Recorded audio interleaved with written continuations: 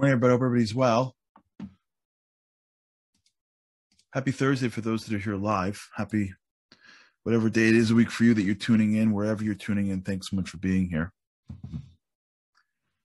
We've been talking about this concept of the wall, of fighting the wall. I've been thinking about this since we've been talking. I'm just trying to get the coffee. The process of growth, the challenge of growth,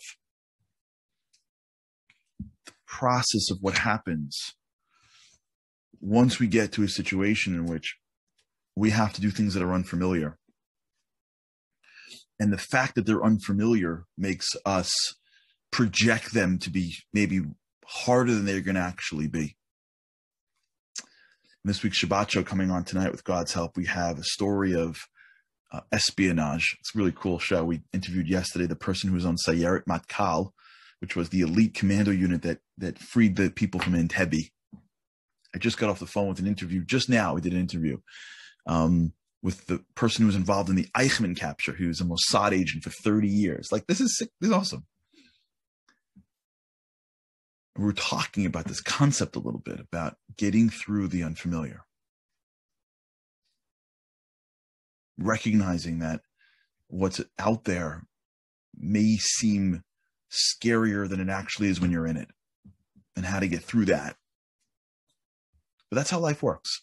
Not everyone's going to be helicoptered into a small little city north of Beirut at 19, like the individual I interviewed today, or being on an airplane to Uganda to save 140 hostages at 23. But in our lives, we have things that are unfamiliar to us. And they come across as walls made of stone. But really, if you break them down and all you got to do is be great for a few minutes, those walls, many of them are really made out of cardboard. They look like they're made out of stone.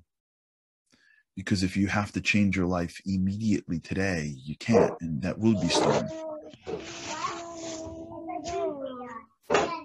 But if you have to change your life for a few moments, if you have to be great just for a few minutes, then that wall that looked like stone is really just cardboard. And this is what we're trying to get at, is recognizing it. Even though your brain may tell you something else.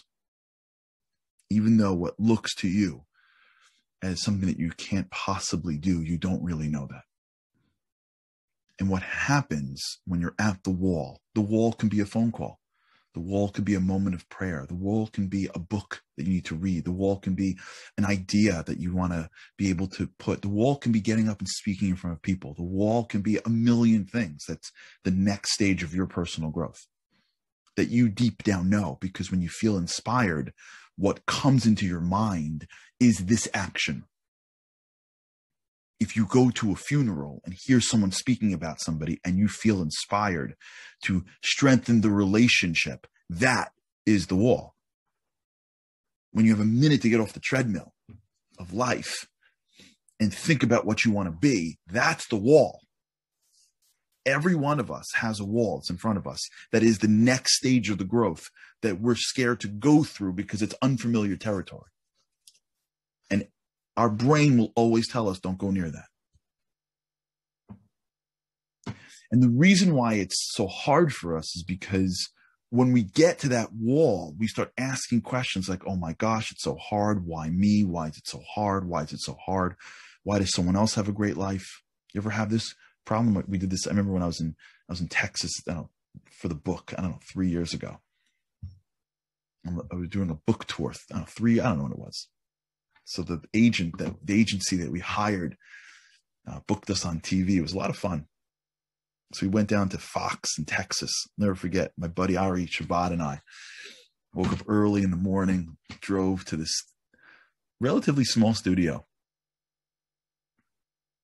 In New York is a whole different world. And in LA, it was a different world. In LA, you sit in a green room. We did this in LA too. In LA, you go to this massive like corporate park You sit in like a fancy green room. The guy in front of you is like a celebrity. The guy behind you is a celebrity, right? They call you out with like a lady comes in with like a headset. You wait on the thing. It's like in Texas, like you go to like a small little parking lot. It's awesome. It's so personal. You don't even, there's no green room. There's like a tiny little green room. You just go sit like, you're like behind like the stage from Fox or like NBC, whatever it was. And like, you're just sitting behind the stage and they're like 2 minutes and they put you right in front. And the guy asked me, we were talking about the brain. And I didn't even know he was going to go in this direction. He says to me, if you look at the mind and how it's neuroplastic, which means whatever the exposure is, how does it work with social media? And we started having this conversation on air about it. And it was so fascinating. And this is, I guess, his agenda where he was pushing towards, which is we are, so to speak, we have selective vision when it comes to other people because we don't see everything with other people. And back in the old days, when you just saw somebody, you didn't see them that much. But in the new world, when you have social media and you see people a lot, they just all seem perfect because you're not seeing the 30 takes till that picture came out, right? You're not seeing that family was like yelling at their kids. Like, if you don't smile, I'm going to kill you. And then everybody smile. All you see is the smiled picture of all the kids that are matching perfectly by the rocks and the ocean as the waves hit the rocks and they smile. And you're thinking, what an amazingly well-behaved family. Like, why are my kids killing each other? Like, what am I doing wrong as a parent? You didn't see that those kids were basically threatened with their life if they didn't smile for 10 seconds. And then after it was done, they push each other into the water. We have selective memory when these things happen. And so once you get to the wall in your life, you look around at people that seem like they have it all together. They don't have it all together, but it looks like they do. And you ask, like, why is this hard for me for? Why is my blank difficult? Career, marriage, academics. Why is it hard for me? What's wrong with me? It's easy for them. They seem like they have it together. It's not true. It's not how life works. Nobody's got it together. Everyone's fighting something. Everyone's got a wall. And things that are hard for someone else isn't hard for you. And things that you think are easy for people sometimes aren't easy for people. But when you're at that wall, whatever it is that you're about to do, and you start asking the questions of why me, and it's so hard, what happens is that you now have to suck out energy from the source that you have that was designed to get you through the wall. Your soul can destroy walls. Just think about it. I was interviewing a guy in the Mossad today. Just think about that for a second. The Mossad didn't exist 70 years ago. The Mossad, he was telling me today on the thing, that like everyone thinks that like the Mossad's like a bunch of James Bonds. It's like we're a bunch of Jews. We're not James Bonds. We're not pilots and shooting in the air. We're just regular people. Then how do they do it? It's the recognition that it's not easy. There's a wall. But when you go at that wall, you get the strength to fight the wall, but only when you use all your energy to move forward. Why this? Why that? Why me? It's so hard. I'm looking into the future and seeing that it's going to be impossible in 5 years, and 2 years, and 1 year. All of this thinking, what it does is it starts to drain you. It takes the energy that you have that was given to you for the wall in front of you, and it redirects it to this thinking that is the disempowering thoughts that suck out that energy. Now, if you're like most, the problem is that you, in your core, know that you should be greater. That's the hardest part about life, honestly, is that in our core, we know we should be more. Sometimes you see somebody who's totally like clueless to this. And they're like, what? Like, I'm okay. I don't do anything wrong. I don't commit any crimes. And like, they're wonderful. God bless them. But then you see people that are like, no, I think I should be more. My gut is, if you're listening to this, you're probably one of those people that deep down know that you could be more. And that's a hard thing, because that's a nag that's always in the back of your mind, never letting you rest. You almost wish you didn't have it sometimes, because then you could rest. But that feeling of wanting to be more is what's driving you. So when you hit the walls of your life and we're too scared to go through that wall, how do we get the fix? How do we get the fix? The answer is through entertainment or through other people's lives.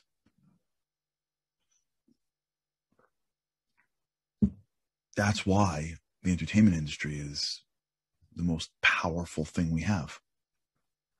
And if you look at entertainment, you could basically break it down to one major plot that plays out all the time.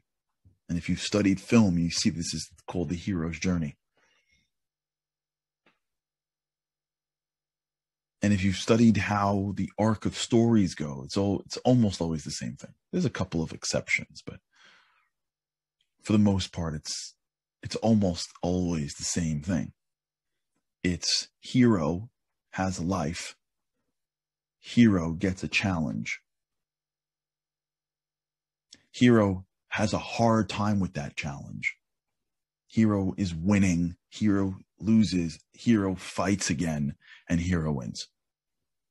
Joseph Campbell, The Hero's Journey. Take any movie that has been successful in any way, whether they're made up characters or they're real characters, or take any movie, just go through any, and I haven't seen one in a long time, but I guarantee you, whatever is the latest movies out there, and you just think about it, it's the same story. They break up, they get back together, they break up, they get back together, happily ever after. He doesn't look at her because she's lower than him in whatever status class they're in, right? Then she does, then she doesn't, then she does.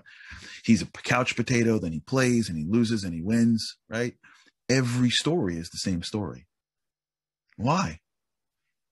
Why do these stories seem to be, why do we have an insatiable thirst for the exact same story that takes place in multiple venues? And it's just an iteration of it. These are fake characters. They've got special powers. They come to this world. Things are going good. Then the evil shows up. The characters look like they're winning. Then the evil starts to win. And just when the evil's about to win and the world is about to be destroyed, the characters find some energy that they didn't have before, grab the sword, and win the day. It's the same story. And if that wasn't enough, we have an industry called sports, which I personally love, especially football. It's the same story there. Teams are down, teams win, tough games, championships. And we look at people. Have you ever noticed this? For those who are sports fans or are related to sports fans, listen to their language. And I'm this guy, so I can tell it to you because I know personally. We use words like hero and legend about people who just throw balls at each other, which, by the way, I'm subscribed to. Tom Brady's a hero because he dropped back and he almost got tackled, and he still at the end of the day, they're just playing a game in the backyard, just more people watching and nicer fields. So why do we why is the world obsessed with sports or with movies or with books or with politics? What's happening? The same story. It's that somebody else is fighting a wall. And when I watch, and by the way, and you see this with parents sometimes, they drive their kids insane to accomplish things, to be great at school, to be great at sports, to get into that university. Sometimes it's because they want what's best for the kids. Sometimes it's because they're living through their children. Because it really doesn't matter if their kid got that pass in third grade Pee Wee football. And he's really not going to be a professional football player. But there is some part of us that knows that I should be fighting the wall every single day of my life. And if I'm not, I got to get my fix from somewhere. So I get it from the world. I get it through other people. As a kid growing up, I knew in my core I had to fight my wall, which could have been sports. It could have been my grades. As a high school kid, what was my wall? Studying, taking the shot in the basketball game that I was scared to take and miss because my friends and my coach would think, whatever it was, it could have been I was scared of that. So I watched Rocky IV because Rocky IV had a wall. When I watched Rocky IV go up against Drago, which was the greatest wall of all time, there was a piece of me that was the Rocky IV, which is why I could have watched it 10 times. Because I get a fix of being a hero when I watch somebody else be a hero. So it's hard for me to call my whoever. And it's not as dramatic because there's no music behind me in real life. And I don't make that call, or I don't try that project, or I don't take that responsibility. And I feel a little bit subconsciously bad about myself. So you know what I do? I get into my couch and I turn on Netflix and I watch some episode of somebody else doing it. I watch somebody else be so smooth in how they talk. And they walk into a room and they tell the guy off. And it's perfectly timed. And it seems real, right? And everyone's blown away. And in my subconscious, I have some connection to that because I'm experiencing it, even though through somebody else. And I get my little hit. It's like a drug. I get my hit of greatness. And then the next day comes and I'm still too scared to do what I'm supposed to do. So I go back that night and I watch another show. And this time it's about the president and this happens. And he's got to make a decision as to whether or not he sends in the troops. And I'm like going out of my mind. And I get my hit again. And then a new show comes out. And then a new movie comes out. And then a new book comes out. And then the playoffs are on. And then I hear a story about this in the neighborhood. And then I follow this person, whatever. And each and every person has their own thing, whether it's something that on a screen or it's something in the neighborhood or it's a family friend or a kid, whatever. We get our hits of greatness through other people. And by the way, sometimes it's even religious. It's hard for me to study. Religion is a complicated game. You have to go into a new world. Spirituality, religion, tradition, these are things that don't necessarily make the most sense from a sensory perspective, which means I have to adopt new thoughts and behaviors and ideas that are hard for me sometimes. I got to do things that are selfless at a level that I'm not ready for. So instead of doing it, I tell stories of other people that lived earlier years than me when they were just unbelievably righteous. And I feel better because for a second, in the beginning, it inspires me. But then I start to almost get the hit through that versus doing the hard work myself.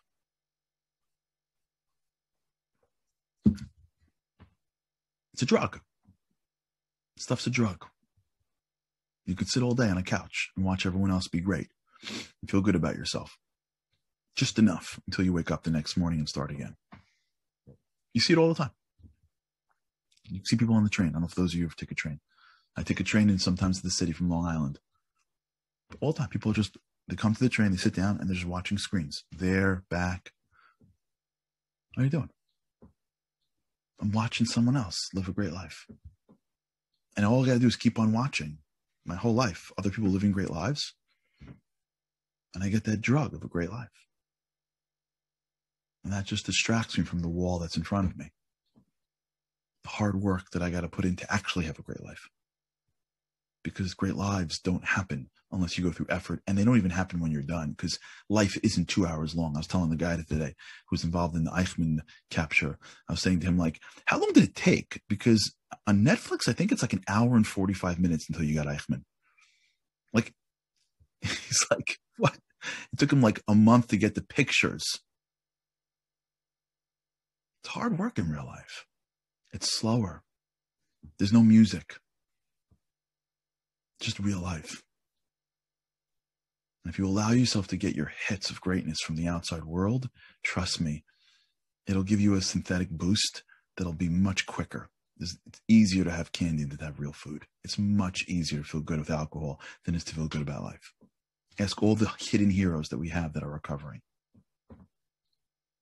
But once we start looking around and going, I'm not living through somebody else. I got my own walls. You know what? When they come cheer for me for my walls, I'll come spend all my money and cheer for them for their walls. Then you start taking all the energy that we got, and we don't diffuse it to self-loathing, to overly scary projections, to hits of greatness that aren't us. We put it into our own walls. And then the wall goes down. And you realize that that wall was really cardboard. All right, everybody. Oh, thanks so much for being here. Have an incredible, incredible day. Identify the wall that's in front of you and just go right through it. Just today. All right, everybody. Have a great day. With God's help, I can't wait to see you again tomorrow. Have a great day.